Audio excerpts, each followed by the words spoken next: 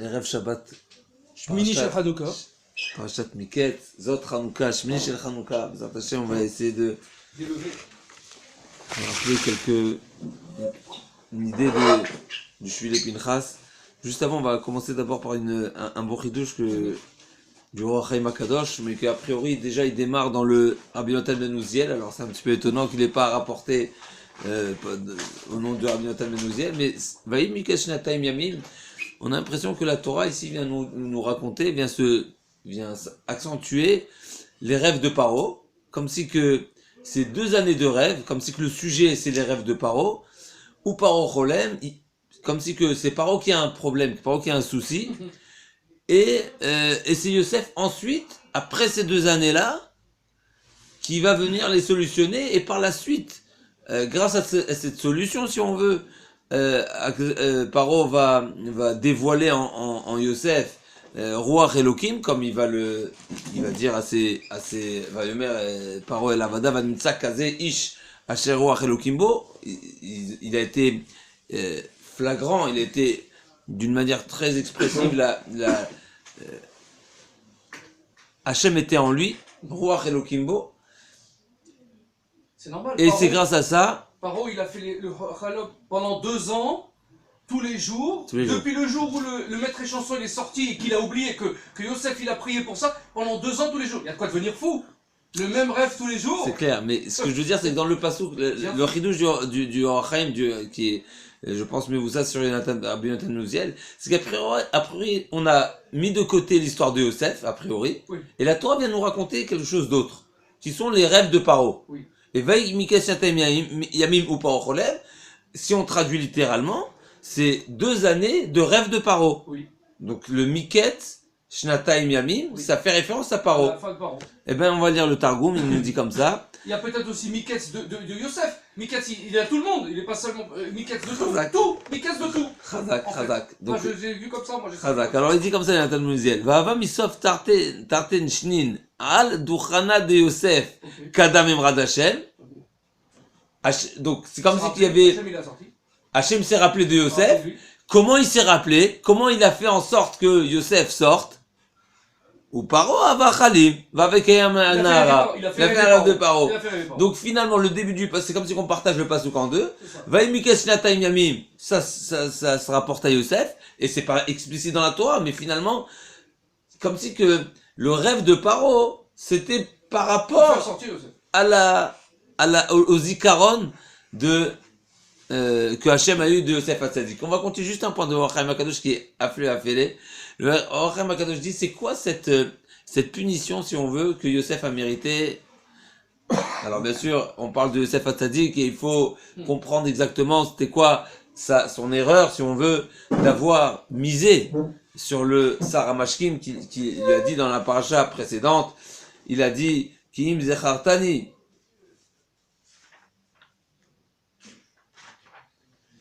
Le pasuk qui dit Kim zechartani itecha kasher itavlach ve'astana imad chesed ve'izkartani el paro ve'otazim la bait hazeh. Donc il a mentionné 2 fois le terme de zikaron.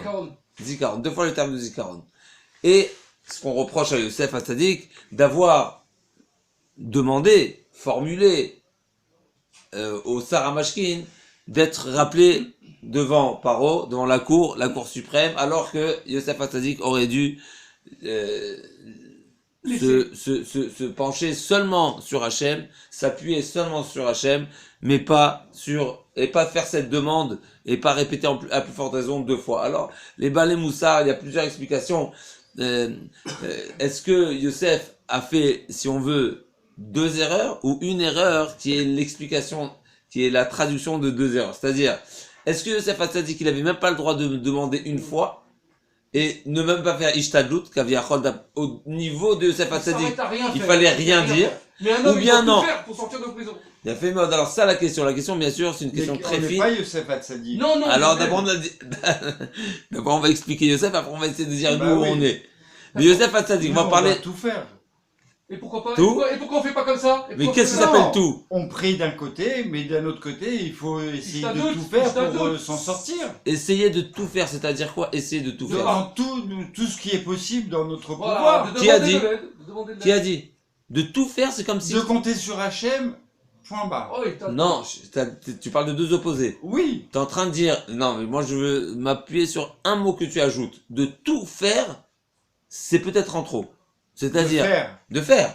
Ça fait mieux. Après, Oui, c'est mais toi. des fois, t'as besoin de ça. En vérité, ça, de plusieurs, non, en vérité, il veut dire de activités. faire une toute petite chose. Oui, Rien qu'une petite mais chose. Par quand exemple, tu me de dis- dire, Akadosh Baruch Hu, voilà, j'écris, je t'écris Hachem, délivre-moi de prison. C'est tout. D'accord. Et il lâche le stylo. Au moins, il a fait un acte tout petit. Mais là, il veut dire par là que... Tu parles de Yosef Hatzadik Oui, ou j'en de parle nous de... Même Yosef, Ah, d'accord. nous aussi. Non, mais nous aussi, Nous ensuite, nous aussi. Ça C'est-à-dire. s'étend à nous, ça s'étend Nous à aussi, on doit agir comme Alors, ça. on va essayer de préciser un point qui est très Non, parce que important. ça, c'est la vie, ça. Bien sûr, c'est la vie, c'est très important. Alors, d'abord, c'est très fin parce que c'est relatif à chaque personne.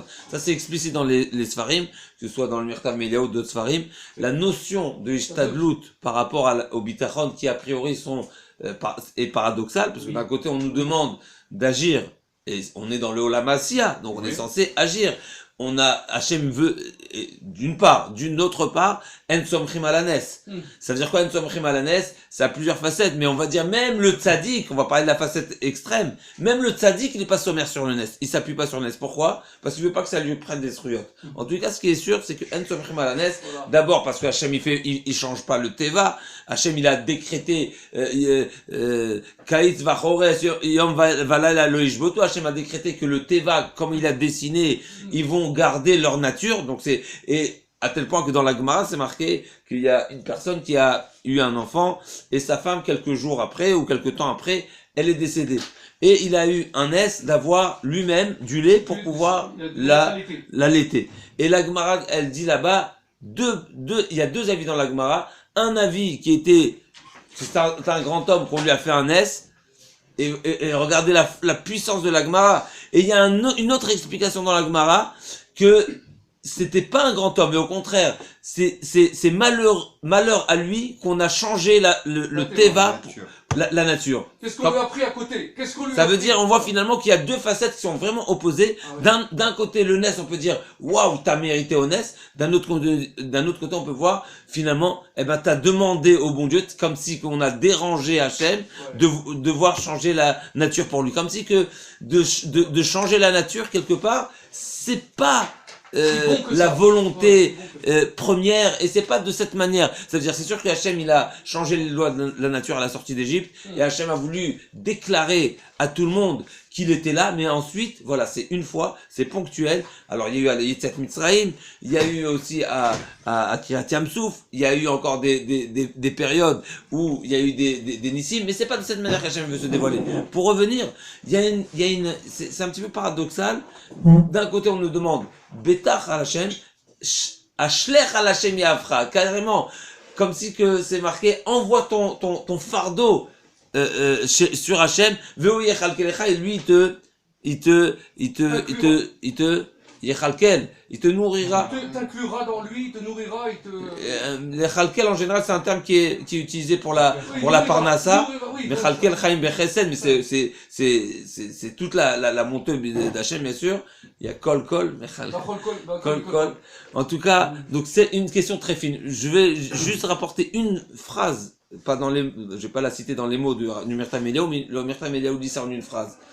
Le devoir de Ishtadlut, c'est-à-dire ce qu'un homme a le devoir de faire un pas, si on veut, ou de faire l'Ishtadel, c'est en hébreu, l'Ishtadel, c'est les Shadel, personne, c'est l'invité à.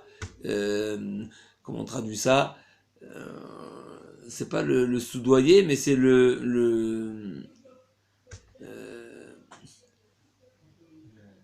les Shadel Bidvarim, en général, on dit. Le mettre dans la voie, l'aiguillonner. Si on, les Shadel Bidvarim, c'est le prendre avec, c'est peut-être la madoué, c'est vraiment très léger, ouais, les Shadel Bidvarim, c'est de cette manière, en tous les cas. La notion d'Ishtadlut, comme ça, Mirta Meliaou, il dit.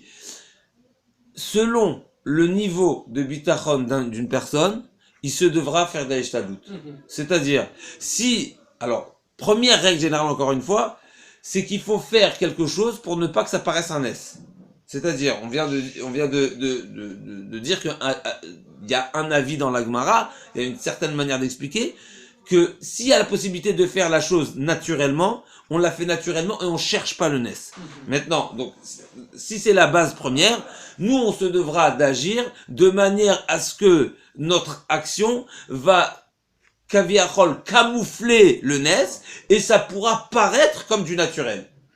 C'est-à-dire, une personne se dit, que ce soit dans une atzlacha, dans des études, une atzlacha dans la parnassa, si mon action, je pourrais traduire, encore une fois, c'est pas que je vais la traduire, et c'est pas réel comme explication, mais si je pourrais faire dépendre, si je pourrais expliquer la réussite par rapport à cette petite action, par exemple, la personne va dire, je vais faire ishtadlut en levant le coup de fil à une certaine personne qui pourra être le chaliard du chaliard du chaliard. Mais j'aurais fait ma ishtadlut.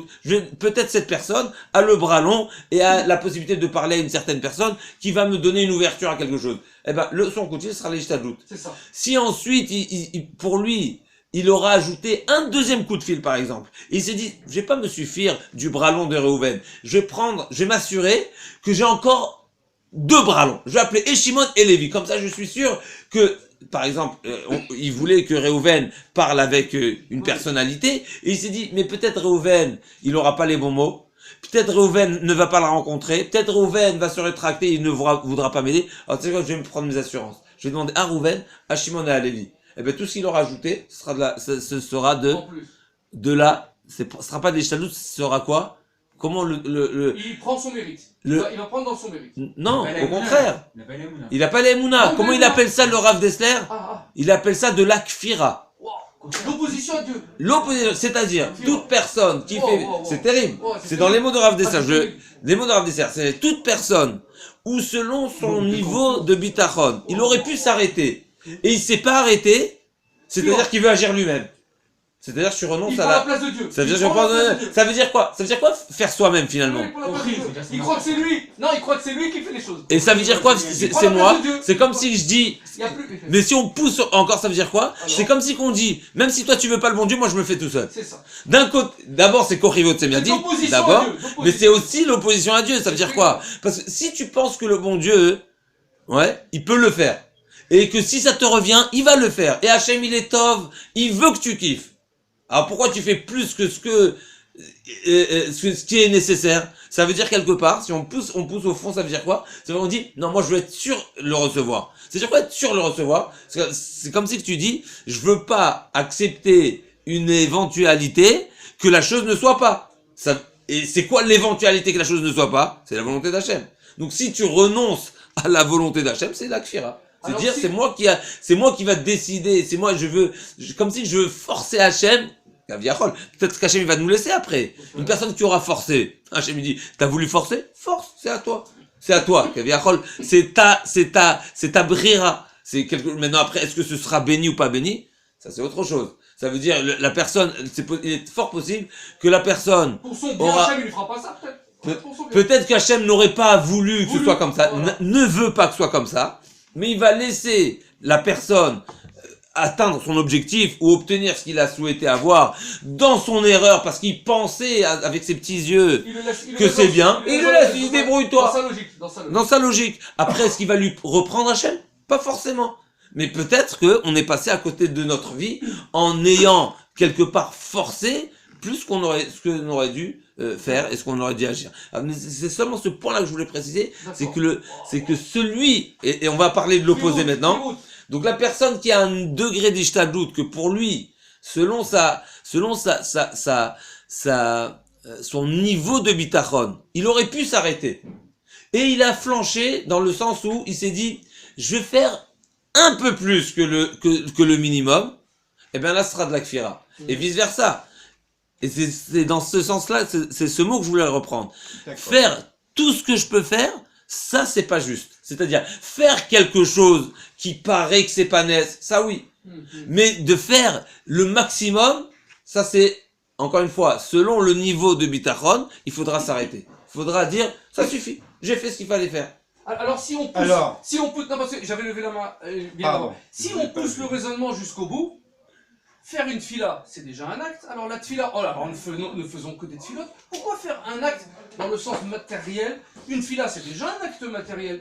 Donc Alors, arrêtons-nous à la tfila. Il est possible que... Est-ce que la tfila, c'est le minimal? C'est l'unité minimale de Bitachon Bachar et de... J'entends la question. Alors, j'aurais dit que j'aurais répondu en deux étapes cette question. D'abord, si la personne, elle est, encore une fois, elle a ce niveau de bitachon que sa tfila agit et que c'est de cette manière qu'il faut. Azacholiot que ça lui suffira, mais peut-être qu'il faut prendre l'exemple de Yaakov Avinu qui s'est préparé. Il a fait quoi? Il a préparé la guerre. Il n'a pas fait qu'une chose. D'accord. Il s'est préparé, il a divisé le camp, il a fait des cadeaux, il a fait des prières. Je suis d'accord. Alors, je suis d'accord. mais il a fait plein de choses. Ça c'est pour répondre à la question, encore une fois. Mais il a combien prié, il a fait les actes. Oui, mais est-ce que moi je parle maintenant? Ça c'est vrai que de Yaakov Avinu on apprend de quelle manière on fait les shtadlout. Mais il a tout préparé. C'est quoi tout préparé? Non, mais de quelle manière il s'est préparé à la guerre? Quoi, il a fait des entraînements avant?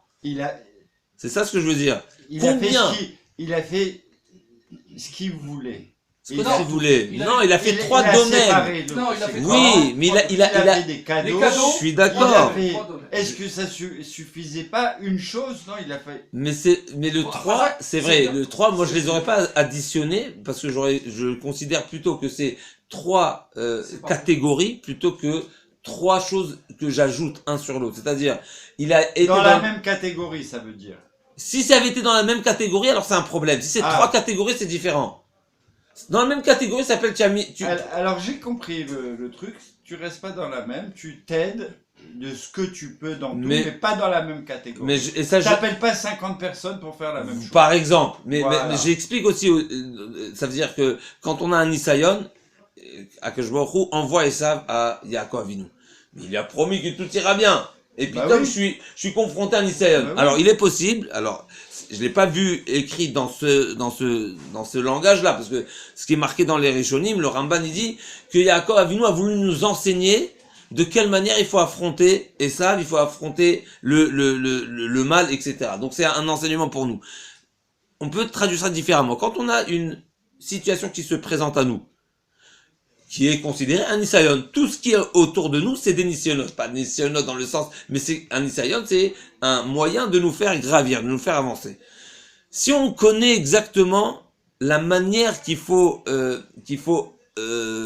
prendre ce Nisayon-là, c'est-à-dire une personne que, pour lui, il a une vision claire, quand Hachem il a envoyé cette difficulté, cette nouvelle, proposition de vie, si on veut, c'était pour se renforcer dans la tfila. Eh ben, il va miser sur la tfila. Si pour lui c'est clair, alors bien sûr, on pourrait se faire aider par des chaverim, par des rabbanim, c'est marqué assez les harab, les chaver. Des fois, on voit pas par nous-mêmes c'est quoi le message d'Hachem, on peut se faire aider, il y a pas de problème, il y a des sfarim, il y a des rabbanim, il y a des chaverim. Il dit, qu'est-ce que tu penses que le bon Dieu il veut de moi? Mais si il a une traduction claire de l'équation, eh ben il peut se miser que sur la tfila. Si il va comprendre que ce qu'on lui demande maintenant, c'est une ishtadlout par exemple de matana, il fera matana. Et si c'est ishtadlout, c'est milchama, il se fera milchama. On peut répondre de deux manières sur Yaakov Avinu a fait. Un, c'est qu'il nous a dit que sache qu'il y a trois catégories de ishtadlout si on veut. Un. Et même si on dit que c'est pas trois possibilités différentes dans trois situations différentes, ça se peut que c'est les trois à la fois. Alors il est possible que quand le Nisayon n'est pas clair, c'est dans le sens où on ne sait pas clairement qu'est-ce que Hachem il veut, alors peut-être c'est trois, il veut qu'on travaille dans trois domaines. Maintenant, est-ce que ça veut dire que Yaakov Avinu réellement il savait pas, ou c'est seulement un enseignement pour nous? Peut-être d'après le Ramban, c'est peut-être un enseignement pour nous essentiellement. C'est-à-dire, il est possible que Yaakov Avinu, pour lui c'était clair. Et il est possible aussi que pour Yaakov Avinu, comme c'est marqué, il voulait pas Shema Yigromachet. Il sortait de la vanne et il lui manque cette certitude au niveau de Yaakov Avinu, bien sûr. On répète ce qui est marqué. Shema Yigromachet, ça veut dire peut-être qu'il n'avait pas finalisé, si on veut, ou été shalem, donc complet dans sa avoda qui lui avait été demandée dans les 20 années de chez Lavan. Donc il s'est dit, peut-être qu'il me manque quelque chose. Moi, Béhémet, j'ai la promesse d'Hachem. Donc normalement, je devrais rien faire à ce moment-là. Seulement, il avait une seule crainte. Il avait pas, à la limite, il n'avait pas peur de Esav en tant que Esav. Il avait peur de sa situation. Il se remet en question.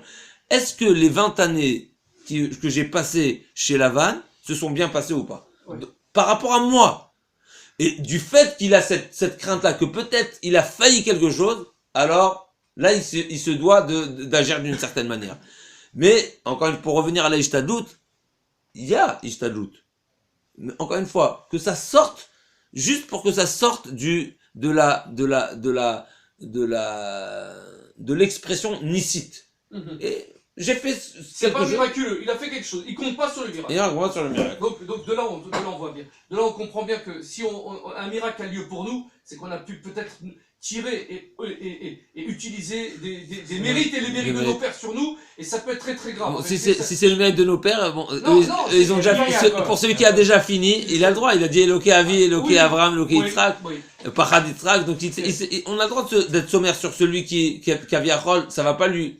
Ce qu'on a peur, c'est d'être payé sur terre. C'est ça. Et quelque chose qui est au là-bas. Mais celui qui est plus sur terre, ben, je peux demander, faire appel au Sroutavot, c'est ce qu'on fait. C'est ce qu'on demande tous les jours. On tire pas nos mérites quand on fait ça? Si on demande, justement, de demander des ancêtres, c'est pas nos mérites. C'est les ancêtres, a priori. C'est ce que sur nous. On mérite le mérite de nos ancêtres. Ouais, mais c'est pas le nôtre. On prend pas notre capital. On fait, a priori, c'est ce que.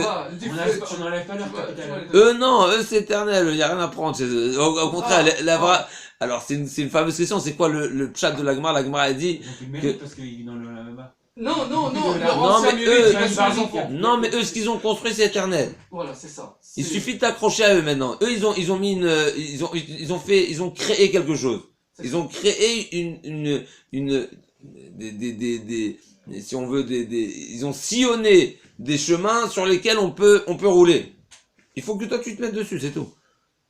C'est pas exactement ça. Ça veut dire, il faut rentrer dans la profondeur de ce que ça voudrait dire que la Gemara, elle dit, Kaltas Routavot, il y a une marloquette dans la Gemara, il y a des avis, c'est partagé, c'est un sujet. Est-ce qu'il y a une notion que le capital Kaviarol, le Zrout des Avot, il a une fin? Ou bien non? Alors, logiquement, c'est éternel. C'est quoi la question? La question, est-ce qu'a priori, c'est nous, on est à la hauteur, on arrive à s'attacher à ce qui est très grand. Ça veut dire, si nous, on arrive à s'attacher, eh ben, on s'attache. La question, elle est, est-ce que nous, on est à la hauteur de s'attacher ou pas? Ou est-ce qu'on est tellement loin? Alors, c'est pélé de réfléchir, d'aller dans cette direction, dans cette réflexion-là.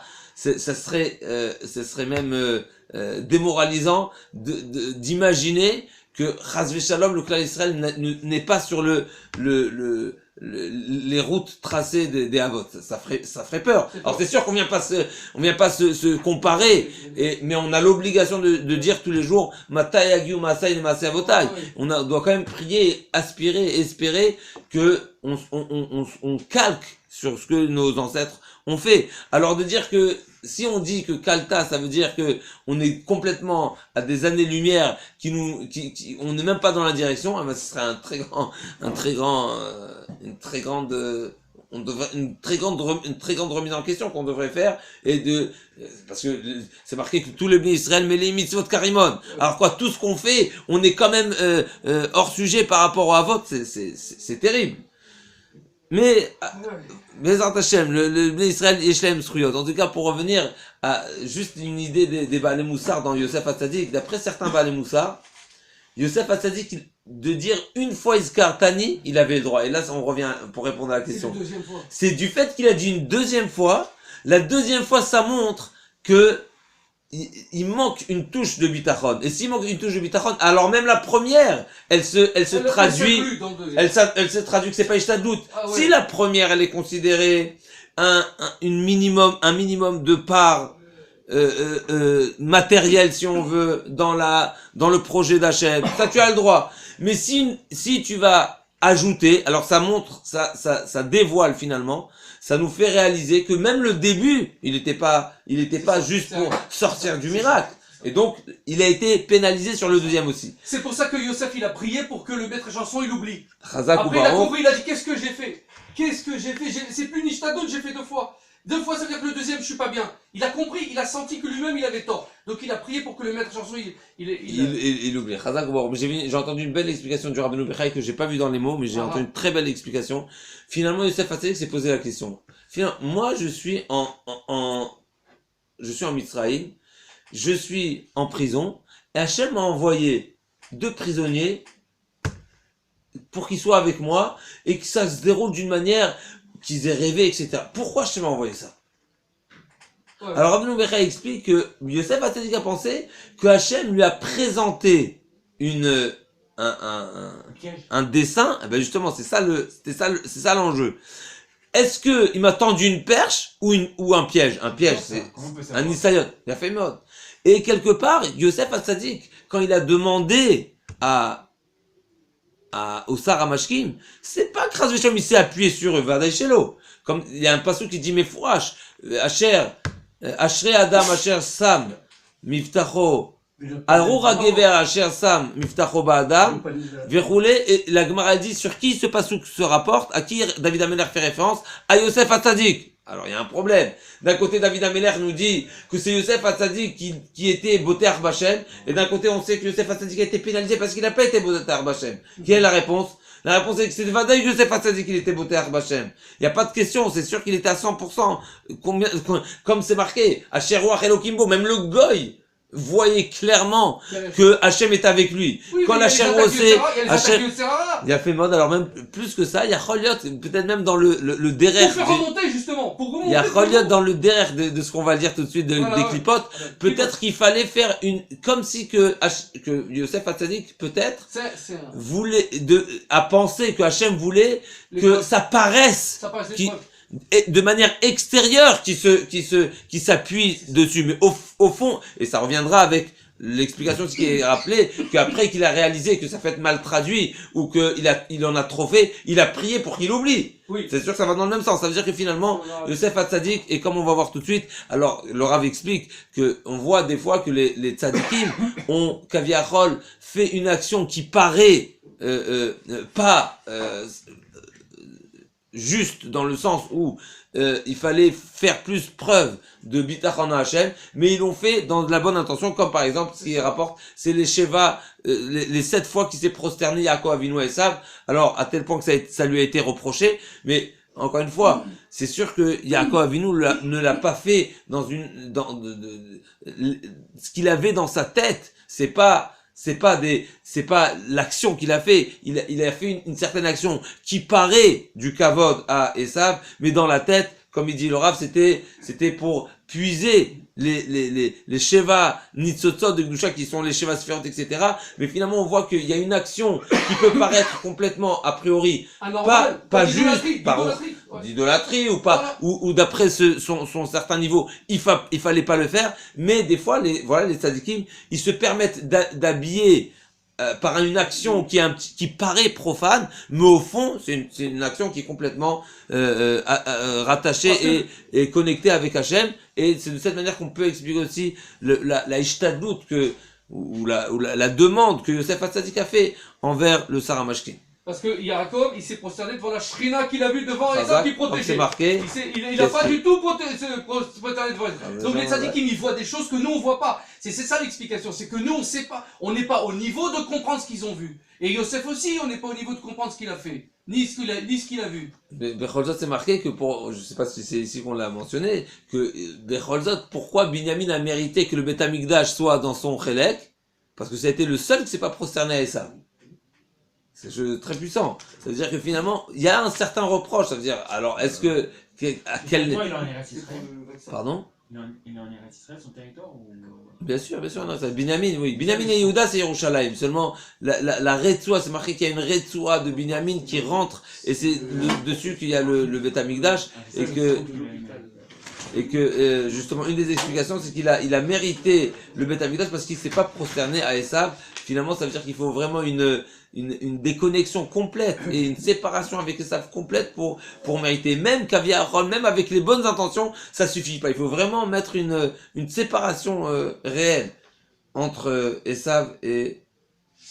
Alors, comment c'est marqué dans la rencontre? va. Veu avar lifnem, comme ça le passage dit dans la parashat Veishlach, Vaishtachu arta sheva pe'amim ad gishto ad achiv. Il s'est prosterné à 7 reprises. Et enfin, les frères de Binyamin se sont tous prosternés. Tous prosternés. Et c'est marqué la suite. Il a été reproché une fois. Seulement Binyamin qui était encore dans le ventre de sa mère. C'est marqué comme ça dans le pasuk. Vatigashna shefachotena ve'alden vatishtachavena. Donc les servantes et leurs enfants se sont approchés et se sont prosternés. Vatigash gamlea viladea ve'ishtachavu. Pareil, Léa et ses enfants. Ve'achakach nigash Yosef ve'achel ve'ishtachavu. Et Yosef et Rachel, Yosef a caché sa mère, voulait cacher sa mère, et ils se sont prosternés. Donc tout le monde s'est prosterné à Esav. Sauf Binyamin. Sauf Binyamin qui était dans le ventre de sa mère, donc il s'est pas prosterné réellement. Bien sûr. Non, c'est pour ça qu'il aurait dû dire à tout le monde, parce que ce qu'ils ont vu les autres. Alors, le reproche qu'il y a à Yaakov, c'est que il n'a pas dit aux gens, je me prosterne devant la Shrina. On peut interpréter qu'il s'est prosterné devant Esav. Et même Esav, il a pu interpréter que son frère se prosterne devant lui. Il aurait dû dire, je vois la Shrina, je me prosterne. À ce moment-là, ça aurait changé la chose. Comme il n'a pas dit, alors pourquoi il n'a pas dit, c'est ça l'histoire, parce que comme il est au niveau de comprendre tout ça, pourquoi il n'a pas dit je me prosterne devant la Shrina? C'est ça ma vraie question en vérité à moi. Parce qu'en vérité, il est évident qu'on ne peut pas le soupçonner de s'être prosterné devant. Et que lui, il n'a pas voulu montrer qu'il se prosterne devant Esav. Alors quelle est la vraie question? Pourquoi il n'a pas dit je me prosterne devant la Shrina? J'entends la remarque, mais je me pose la question si de le dire ça suffit, parce que finalement je vois ça plus sous forme que c'est une action problématique, c'est pas une kavana problématique. Okay. La kavana elle est 100%. C'est une action problématique. Et donc si l'action est problématique, c'est marqué dans la Gemara, dans la halakha, c'est en dibour, ça veut dire il y a le degré, il y a le marshava, il y a le dibour et le maasé. Dans les halachot, ça veut dire on sait que le dibour, il est plus fort que la marshava, et ça veut dire par exemple dans le hilchot tumaa, une personne qui aurait pensé que un keli est finalisé par exemple, il pensait, mais ensuite il va l'exprimer d'une certaine manière. C'est marqué que yesh dibour motia midé marshava en marshava motia midé dibour. Ça veut dire s'il a dit je vais le finir, le fait de penser dans sa tête qu'il va un keli tant qu'il n'est pas finalisé, il n'est pas apte à devenir impur, parce que ça s'appelle qu'il est pas un ustensile, il n'est pas fini. Tant qu'il n'est pas, et la Mishnah donne les étapes de chaque ustensile, de quelle manière ils avaient l'habitude de les finir, etc. Maintenant, une personne qui décide, bon, je vais pas le finaliser dans sa tête, mais il a dit différemment oralement, ou vice versa. Alors c'est marqué que le dibour il est plus fort que la marshava, il a un niveau, il a plus la force de décision et de finaliser la chose que la marshava. Et pareil, le maasé, c'est un niveau beaucoup plus actif et beaucoup plus, qui a plus de force sur n'importe quoi, pour décider quelque chose par rapport à un dibour. Alors, si on considère ici que la problématique de l'action de Yaakov Avinu, c'est dans le niveau de l'action, alors je sais pas si ça aurait suffi de dire seulement que ce qu'il fait. C'est sûr que Chachamim nous ont instauré, ce qu'il faut savoir, de faire toutes les brachot, c'est justement pour extérioriser et ne pas le laisser dans la marshava. Ça veut dire une personne fait, on fait une action de mitzvah. Finalement, c'est dans notre tête que ça se passe que, à ce moment-là, je fais une mitzvah. Mais le fait de le dire, c'est encore plus fort. Donc on n'a pas laissé seulement au niveau de la marshava, mais on a aussi exprimé. Donc c'est sûr que l'expression, c'est bien plus fort que la marshava. C'est pour ça que dans certains domaines dans la Torah, on dira dvarim shebalev enam dvarim. Des choses, des décisions qui sont restées enfouies dans notre cœur, ça ne fait pas office de parole, et donc ça marchera pas. Comme surtout dans les dîners mamonot, dans tout ce qui concerne les échanges financiers. Mais pour revenir justement à l'explication du Baal HaTurim qui dit Vaishtachu arta sheva paim, et c'est aussi ça va être rapporté ici dans la 7 semaines. Al-Shem, il dit c'était quoi l'intention de Yaakov Avinu? Al-Shem ki sheva ipol tzadik vekam. Il a fait allusion à cette notion là que même si un tzadik il tombe à 7 reprises, quand même il est calme. Donc qu'est-ce que finalement c'est pas tombé, c'est remonté en vérité. Il a fait mal. Donc qu'est-ce qu'il exprime ici dans ces 7 fois où il s'est prosterné? Il a voulu exprimer à four que même si je me prosterne, je me lève. Ça veut dire comme si que... Au contraire, en fait. C'est-à-dire, pourquoi il a été puni alors, s'il voulait montrer ça? Voilà. Alors encore une fois, je reviens que c'est sûr que l'intention ne suffit pas. Yaakov, il a été puni. Il a été... Encore une fois, c'est une... La punition, c'était quoi? C'était genre qu'il a... Il a été reproché. Il a été reproché. Où ça s'est exprimé, mais non, ça va revenir. Mais juste, je veux dire le deuxième pshat du Balatourim, où la Havir, Sheva Toevot Milibo. D'accord. Alors, c'est qui le sujet? Est-ce que c'est Sheva Toevot de Libo, de Yaakov Avinu, ou de Esav? Ça serait dur de dire qu'il y a Sheva Toevot de mais c'est peut-être pour affaiblir, si on veut, la force de Esav. Ça veut dire si Esav, il a l'impression qu'en face de lui, il n'y a pas de combattant, il n'y a pas d'opposant. Eh ben, il s'affaiblit par lui-même. Donc, il est possible que Yaakov Avinu a voulu lui montrer une certaine forme de soumission, si on veut, pour que la force de Esav s'annule par elle-même. Ça veut dire si en face de soi on veut casser un mur qui est en béton, eh ben on va prendre quelque chose de très puissant. Mais si on a l'impression qu'en face de soi on a un mur en carton, ben on va prendre un petit marteau et on va essayer. Donc par lui-même, il s'affaiblit, il se dégonfle de son énergie de sa haine déjà, de sa haine, etc. Alors l'écoutez Moran, il rapporte, je rapporte lui quand même, c'est rapporté à d'autres trucs, que plus on rabaisse un Yehudi, et plus il se rabaisse dans l'humilité, plus il devient fort. Plus il augmente son rose, sa force. Deuxièmement, moi j'ai eu une explication, une réponse qui m'est montée à la tête. On ne peut pas soupçonner un tzaddik. Ce qu'il a fait, on ne peut pas le soupçonner. Donc, on ne peut pas lui voir. D'ailleurs, ses enfants, personne ne lui a reproché. La Torah ne rapporte pas qu'on lui a reproché. Ses enfants, ils étaient quoi? Des tzaddikim déjà, gmourim. Ils auraient dit, papa, pourquoi tu te... Et même eux, ils se sont prosternés. Donc ça veut dire quoi? Ça veut dire qu'il y avait une raison profonde pour laquelle ils se sont prosternés devant le rachat, pour rabaisser le rachat. Peut-être c'est pas peut-être, moi j'en suis certain, ils se sont rabaissés pour que lui, il flanche. Comme tu as dit toi, pour que lui, il flanche. Il y en a qu'un seul qui s'est pas rabaissé, c'est Benjamin qui a eu le temple chez lui. Par contre, dans le résultat, il y a quand même un résultat, c'est Benjamin qui a eu le temple seulement. Voilà. Seulement lui. Alors il y a une finesse ici. Ça veut dire, c'est sûr que des fois, c'est pas... c'est...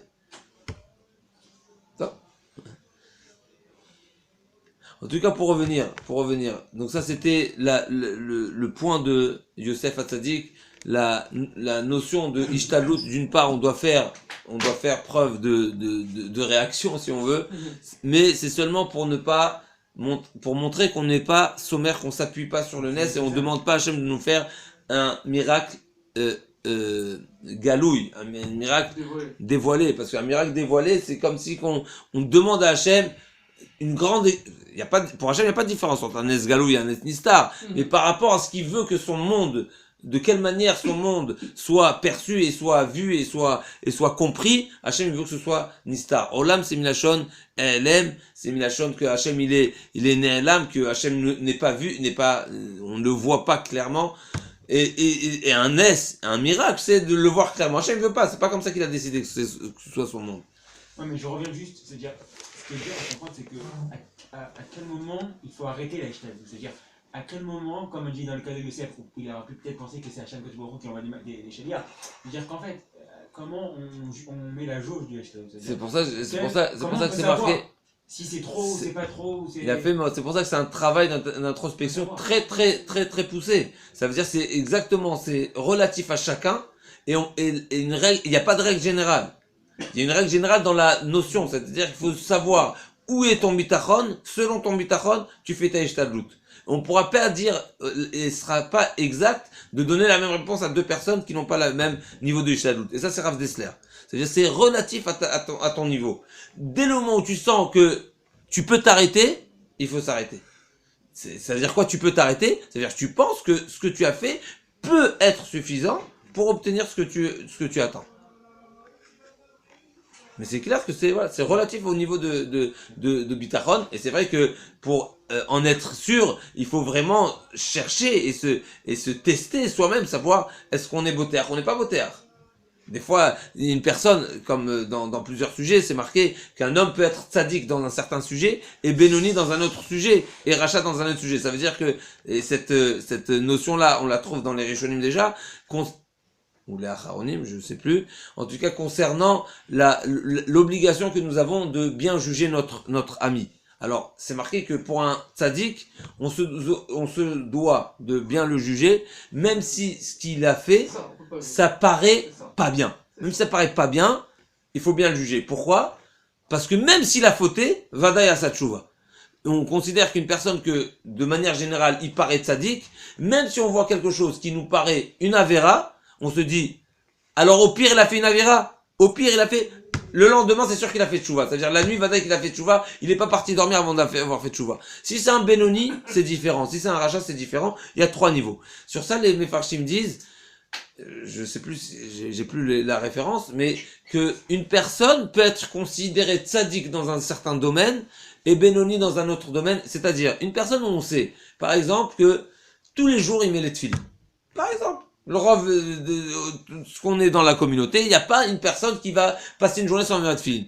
Toi, un jour, tu as passé une journée avec quelqu'un et tu t'as pas vu qu'il a mis les tefilines et tu lui demandes, t'as mis les tefilines, il lui dit laisse-moi tranquille, il te répond pas, il fait pas cas.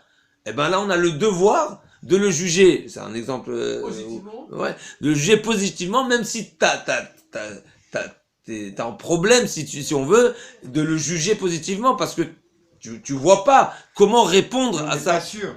Pardon? On n'est pas sûr qu'il les a pas Bien mis. sûr, on n'est pas sûr. Si on est sûr, on peut le frapper jusqu'à ce qu'il les mette. Et ben voilà. Mais, encore une fois, combien la Torah nous demande d'être positif, d'avoir l'œil positif sur l'autre? Ça dépend de son niveau. Alors, ça dépend de son niveau, mais là, il y a une finesse, ça dépend de son niveau dans le sujet dans lequel il est soupçonné. Et une personne qui n'est pas soupçonnée de manger pas cachère, par exemple, alors c'est sûr qu'on le soupçonnera, on lui dit, s'il mange, on lui dit, c'est sûr que c'est cachère. Et, encore une fois, et là, le chidouch il est, parce que même s'il a fauté, Vadaï à sa tchouva, on pense que Vadaï qu'il a fait, il s'est repris et il aura pas passé la nuit sans faire tchouva pour le tzaddik. En tout cas, pour revenir, pourquoi on est parti là-bas, que le bitachon, c'était pour revenir que, de même qu'il y a cette notion dans la Doun et Kav Zechut, par exemple, qu'il y a une notion qu'une personne, c'est pas qu'il a un statut, est-ce qu'il est tzaddik ou il est pas tzaddik, non, c'est dans un certain domaine, il peut considérer tzaddik. A priori, pareil dans le bitachon. Il y a des personnes qui ont de plus de facilité de miser le bitachon dans certains domaines. Alors, je sais pas si c'est juste, parce que quelque part, il faut pas se mentir. Il faut être honnête avec soi-même et savoir est-ce que on compte sur Hachem ou pas. Mais c'est vrai que dans certains, on pourrait trouver des personnes, ou peut-être la majorité des personnes, ils ont plus de facilité à avoir du bitachon dans un certain domaine que dans un autre domaine. D'abord parce que c'est des habitudes, parce que il a toujours été, il était dans un entourage où il a vu que c'est de cette manière qu'on agit, etc. Donc ça va le mettre dans une situation où ça va lui demander un plus gros effort de faire abstraction de Ishtadlout et d'être boter son Ishtadlout. Mais dans les domaines où pour lui, ça a toujours été de cette manière-là qu'on agit, on agit au minimum et on agit de cette manière-là, eh ben c'est sûr qu'on lui demandera de faire en fonction et donc de même que la ishtadlout, elle est relative au niveau du bitachon, on pourrait dire que c'est aussi relatif au sujet dans lequel on est confronté à agir ou à ne pas agir. En tout cas, pour revenir ici à notre paracha, le Rav ici nous propose la question qui est rapportée, il rapporte au nom du Harizal 2 questions. Finalement, comme nous avons démarré, nous avons introduit avec le Rabbi Yonatan ben Uziel et le Or HaChaim HaKadosh que finalement cette paracha va démarrer avec les rêves de Paro, mais essentiellement le sujet c'est pas Paro, c'est la préparation à la Malchut Yosef. Finalement Hachem lui a donné un moyen, si on veut, ça a été comment l'histoire est racontée, que Hachem a fait dérouler certains faits. Et c'est ce qui a donné le tremplin à Yosef d'être face à Paro et donc pourquoi Hachem a fait de cette manière-là, avec ce rêve-là, et toute cette famine, parce que finalement, le rêve, c'est pour la famine. Donc la famine, c'est pour le rêve. La famine, c'est pour le rêve, et le rêve, c'est pour Yosef. Donc, c'est pour Yosef. Donc, tu peux faire abstraction de tout ça. Amène-le d'une autre manière. Qu'est-ce qui est caché dans tous ces rêves-là, donc toute cette famine et cette abondance? Et c'est que, à travers ça, que Yosef Hatzadik a mérité, si on veut pas mériter, il a été invité, c'est comme ça c'est par ce chemin-là, Bonagid, que Yosef a été invité au palais. Deuxième question. Paro demande une solution de ses rêves. Donc il vient, il lui présente un rêve que le Mefarshim m'explique que Paro lui-même avait rêvé les réponses des rêves. Seulement, il les avait oubliés. Et quand il demandait à tous ces chachamim, El Magid les Paro, il a eu toutes sortes de solutions et d'explications du rêve. Il les a tous rejetés puisque lui, au fait, il avait une solution qu'il avait oubliée, donc il se sentait pas rempli par ces explications-là. En tout cas, pour revenir, Paro a demandé une solution du rêve, c'est-à-dire l'explication du rêve, pardon. Il n'a pas demandé la solution de quelle manière gérer ensuite le pays. Alors qu'est-ce que Yosef vient, il prend la parole maintenant. Une fois qu'on lui a dit, explique-moi les rêves, Yosef il te dit, il continue. Ve'ata yere Paro ve ish navon ve'chacham vishitu aleret Mitzrayim. Que Paro, que sa majesté fasse preuve d'intelligence et nomme une personne qui est à la hauteur. Ish navon vechacham, une personne intelligente qui sache gérer les années d'abondance. On lui a rien demandé. On lui a rien demandé. Il met une claque à Paro. C'est-à-dire t'es pas capable, toi. T'es pas capable. D'abord, Chazak, on peut. C'est pas dans ce sens-là on peut même pousser. Monsieur le roi, s'il vous plaît, il faut. J'ai une solution à ce problème. L'esclave, il arrive. Oui, mais la solution, a priori, elle est simple. Ça veut dire, il y a bien des économistes dans le pays. Il avait bien des princes et des sarim et des personnes qui connaissent. Encore une fois, il faut ne pas oublier. On parle de la grande puissance. Bah oui. On parle des États-Unis, il vient, il présente, il dit c'est quoi? Ils ont tout, Prends quelqu'un à la hauteur. Prends quelqu'un à la hauteur pour gérer ça. Et c'est un esclave qui parle au pharaon, c'est un esclave. Bah et oui. il sort de prison. À part ça, c'est tellement ingénieux quoi de faire des économies, c'est tellement génial comme Mais secret. qu'est-ce qu'on peut dire alors? Pourquoi il a parlé? C'est la question elle est C'est bonne. la question. La question elle est bonne. Qu'est-ce que tu parles? Tais-toi. Exactement, t'as pas demandé, exactement, t'as rien demandé. Voilà.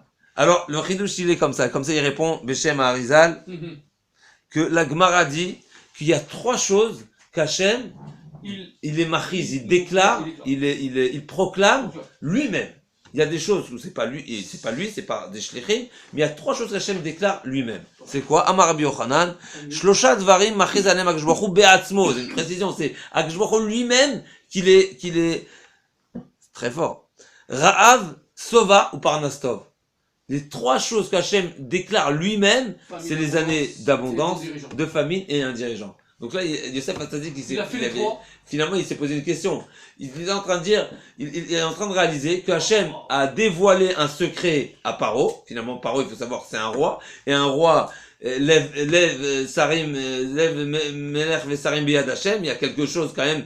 S'il a été nommé roi, c'est pas pour rien. Il a une certaine Hachem lui a quand même si on veut accorder ce podium. Comme Macron. Comme tous les autres, Nahon. Je dis une fois, j'ai du mal à. Bah oui. Oui. Malgré tout. Mais comme partout lui et tous les autres. Il est nommé par Hachem. Partout où il y a un chef. Maintenant, mais c'est plus fort que ça. C'est lève Melech Vesarim Biyad Hachem. Il faut savoir qu'après, ces décisions, c'est même plus lui. C'est Hachem lui-même. C'est Hachem. Alors, est-ce que c'était dit pour tout le monde, pour le Bnei Israël, pour les Goïm aussi? Peut-être eux, ils sont Biyad Hasarim Shelem. Peut-être c'est différent. Je sais pas. En tout cas, ça c'est déjà. En tout cas, ce qui est clair, c'est que Yosef Hatzadik se pose la question. Si Hachem, de manière générale, il y a trois choses que c'est Hachem par lui-même qui les proclame. Alors moi, je vois que Hachem a proclamé déjà deux choses. Donc il est venu en rêve chez toi. C'était une manière de te dire deux de ces proclamations. Et il manque la troisième. Donc a priori, Yosef Hatzadik a cherché où était le message du troisième. Et là, il lui a dit, si Hachem, donc finalement, quand il lui a dit, Ve'ata yere paro ishnavon vechacham, c'est pas une propre initiative, c'est pas une propre initiative de proposition extérieure au rêve, c'est le rêve lui-même. Puisque finalement, Youssef Hatzadik s'est dit que si Hachem, en général, il y a 3 domaines, il y a 3 sujets qui proclament directement, alors a priori, à travers ce rêve, il y a les 3 proclamations. Le Sava, le Rav et le Sava, donc l'abondance et la famine, c'était clair. Mais ensuite, c'est qu'il y a quelque chose aussi qui se cache juste derrière, c'est de demander et de souhaiter qu'il y ait de veiller à désigner quelqu'un de Chacham. Mais Paro, il n'était pas obligé de le prendre lui. Naham, il lui a pas dit. Parce qu'il a vu Ish Asher Ruach Elokimbo. Parce que c'était la personne qui était. Bien sûr. Alors c'est marqué. Sarah Mashkim, mais c'est pas Sarah Mashkim qui a dit à. Sarah Mashkim. Qui a dit voilà, j'ai connu quelqu'un. C'est un homme de Dieu. Bien sûr. Ça c'est avant. C'est avant que Yosef vienne. Mais une fois que Yosef. Je crois qu'il a Hachem, il a retrouvé la mémoire. Antonin, il a pas. Non, je sais pas. Si, oui. Quand il a donné l'explication, il a dit oui, c'est ça, c'est vrai, c'est clair. C'est son rêve qui est revenu. Ouais, mais c'est la ça, réponse. C'est que Sarah Mashkim, il a dit à Paro, il a dit moi je connais quelqu'un. Oui, il a dit que Dieu est avec lui, qu'il s'est exprimé. Absolument, il a marqué comme ça. Donc en fait, Akadosh Baruch Hu, il lui a. Il a oublié, après il a remis la. Juste pour trouver un petit diouk dans le passouk, on va trouver un mot qui nous fait allusion à cette notion-là, la notion. Et Asher à Elohim, Ose, il dit Paro. Ose, c'est un présent. Ce que Hachem fait, il dit à Paro. Dans ce mot-là, c'est Ramouz. Il y a cette allusion-là, justement, que ce que Hachem a l'habitude, en général, de faire, à savoir, de proclamer par lui-même directement ces 3 sujets, c'est-à-dire les années la famine, l'abondance et le parnasse. Alors, si, en général, c'est Hachem qui le fait ces 3, alors, a priori aussi, ici, il est aussi, il y a aussi l'allusion, et donc, c'est pour ça que Yosef Hatzadik s'est permis, si on veut, de continuer et de proposer cette logique-là, a priori, de nommer une personne qui sache gérer l'économie du pays. Le Rav va continuer, c'est quoi la notion de 7, dans le rêve de Paro, les 7 vaches les vaches maigres qui avalent les vaches qui sont bien vivantes, et pareil, les épis qui avalent l'un les autres. Alors le Rav dit que finalement les années d'abondance, ils font référence d'abord le chiffre 7, ça fait référence aux 7 sphirot qui sont Chesed, Gevura, Tiferet, Netzar, Hod, Yesod ou Malchut. Netzar, Hod, Yesod ou Malchut. Donc c'est les 7 sphirot qui sont la manière où Hachem dirige son monde, se dévoile sur terre, etc. Tout est là-bas. Par rapport à nous, après bien sûr, chaque chose est composée du composé, il y a les malas, jusqu'en haut, en tout cas, c'est les 7 sphirotes qui nous concernent, c'est les plus proches de nous, et jusqu'à Malchut. Et à l'opposé de ces 7 sphirotes, il y a bien sûr Zelon Madeasa Elohim, donc il y a le Kohar Kaviachol, est-ce qu'on peut appeler Kohar? On va appeler ça Klipot, les opposants, ou ceux qui cherchent à ce que l'homme à couvrir les sphirotes pour ne pas qu'on les voie et pour pas qu'on les perçoit et pour pas qu'on les comprend, etc. Alors, il y a un chidouche dans les Sfarim de la Kabbalah, le Zohar, qui dit que les opposants, si on veut, ou les forces qui veulent cacher et diminuer l'éclat de ces 7 sphirotes, ils ne puisent que de la Kedusha. Ils n'ont pas de force par elles-mêmes. Mais ils vont puiser, ils vont essayer de chercher à nous faire fauter. Et de cette manière-là, ils vont puiser en nous les bons côtés qu'on avait. C'est-à-dire, un homme, il fait plein de mitzvot, mais à travers la faute, si le mal Kaviachol, il vient nous habiter, c'est pas exact, mais il vient s'installer chez nous d'une certaine manière parce qu'on l'a écouté, on a été soudoyé et on a trébuché. Alors finalement il est chez nous, et quand il est chez nous, il s'installe et il prend et il a une source de vie qui est nos mitzvot finalement, notre kedusha. Donc dans ce rêve-là, on va essayer de décourter, mais dans ce rêve-là finalement des 7 années de famine et 7 années d'abondance, Hachem a dévoilé à Paro un secret. Sache que le mal, il n'a pas de force par lui-même. Il puise tout de la Gdusha, de la Tara.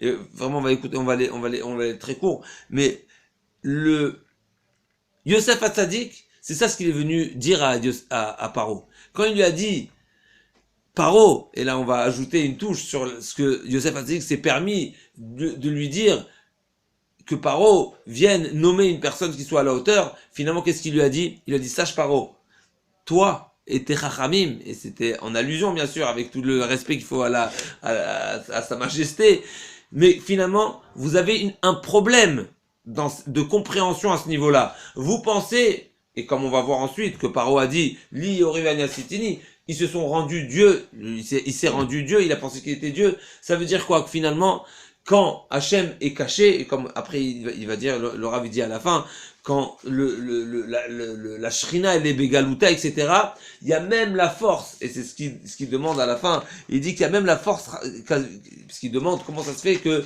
une personne, des Sarim, le Samer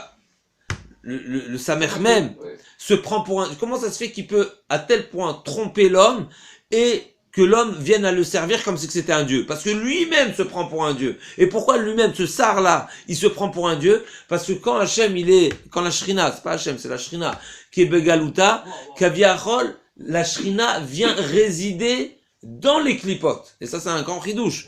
Et donc, les clipotes, c'est ça le point du chidouche. Et donc, les clipotes, ils croient, mais si j'ai en moi Hachem, alors au contraire, je pense que je suis une divinité. Dès qu'il pense ça, l'ego, c'est fini. Et dès qu'il pense ça, il a fait mort. C'est le fait il a voulu réveiller Yaakov, l'ego de Esav pour qu'il s'autodétruise. Il lui a lancé une bombe à l'intérieur. ça c'est, on y arrivera. Il a une implosion. Il a implosé de lui-même. Il se prosterne, l'autre il croit qu'il est Dieu, c'est fini, il est mort. Ça c'est exactement ce qui est marqué, qu'à la fin, Hachem va détruire le Samer même, justement parce qu'il s'est pris pour un dieu. Mais comment ça se fait? La question qui est très forte, c'est comment un sar, a priori les sars d'en haut, ils connaissent la réalité. Bah oui. Alors comment ils peuvent se prendre pour un dieu? Ils savent qu'ils sont pas dieux. Comment ils se prennent pour un dieu? Alors, je le dis encore une fois dans les mots, c'est que du fait que Hachem Kaviachol, il est pas Hachem, la Shrina, elle a déménagé, elle a quitté son makom essentiel. On est, les Bnei Israël, nous avons fauté, le Beth Amikdash n'est plus là, et donc il y a une autre manière que Hachem dirige son monde. Alors il finit par croire que je suis, Kaviachol, le patron n'est pas là, donc c'est moi le patron. Ouais, c'est ça. Quelque part. C'est ça. Pour revenir à Paro, Yosef Hatzadik a dit à Paro directement, sache que t'es pas à la hauteur. T'as quelque chose à apprendre ici. Il faut que tu réalises, il faut que tu comprennes ce message qu'on est en train que Hachem vient te dévoiler. Sache que le mal n'a pas, les clipotes n'ont pas d'existence par elles-mêmes. Elles existent seulement par la Gdusha. Si tu comprends pas ça, il faut que tu nommes quelqu'un d'autre. Et c'est ça ce qu'il a voulu dire.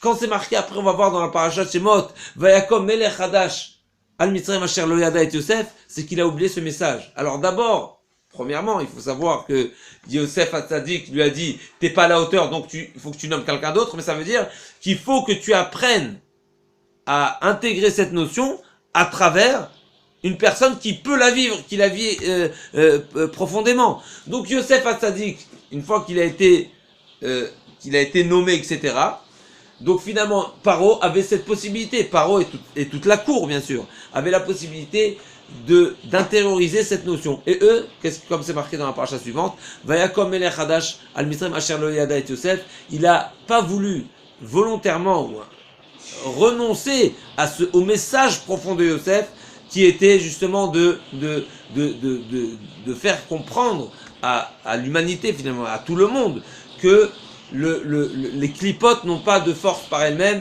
et elles sont seulement, elles puisent seulement de la Gdusha. Et donc, quelque part, d'abord ça nous répond directement à la question que nous avons posée, comment ça se fait que Yosef s'est permis de proposer à Paro qui vienne nommer quelqu'un. Alors la réponse elle est justement parce qu'il y a un message ici. Et pour finir avec Yaakov Avinu, le Rav termine. C'est de cette manière que le Rav explique le fait que Yaakov Avinu se soit prosterné 7 fois devant Esav. Comme nous savons que Yaakov Avinu, qui en valeur numérique, c'est quoi la valeur numérique de Yaakov?